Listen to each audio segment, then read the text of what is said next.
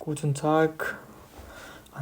Bugungi mavzumiz verben mit akkuzativ, ya'ni bugun akkuzativ talab qiladigan fe'llar haqida gaplashamiz. Xo'p, buni qoidasi juda ham oddiy va oson. Agar fe'l kimni yoki nimani, ya'ni wen oder was degan savollarga javob bersa, akkuzativ ishlatiladi. Ya'ni kimni, nimani savoliga javob bersa, misol uchun, misol ko'rib o'tishimiz mumkin. Men seni ko'ryapman, ya'ni ich sehe dich.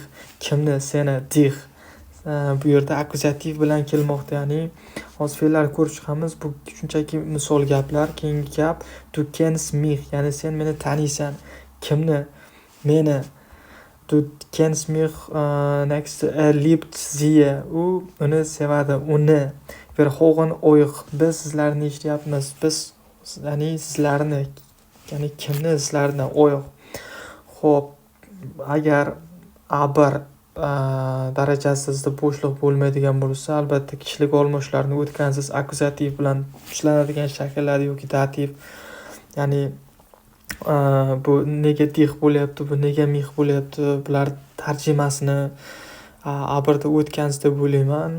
Agar o'tmagan bo'lsangiz, birinchi ushbu so'zlarning tarjimasi, ma'nolari bu darslarni YouTube'dan ko'rib, keyin ushbu darslarga qaytsangiz yanada tushunarliroq bo'ladi. Xo'p, eng ko'p ishlatiladigan fe'llar, ya'ni akkuzativ bilan sehen, hören, lieben, kennen, verstehen, besuchen, kaufen, haben.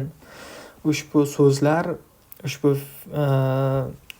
fe'llar aynan akkuzativ bilan qo'llaniladi. Ya'ni ko'rmoq, nimani ko'rmoq, hören tinglamoq, nimani tinglamoq, lieben sevmoq, kimni yoki nimani sevmoq, kennen tanish bo'lmoq, ya'ni kimni tanimoq yoki nimani tanimoq, bilmoq, verstehen tushunmoq, nimani tushunmoq. Xullas, aytib o'tganimdek, akkuzativ kimni, nimani so'rog'iga javob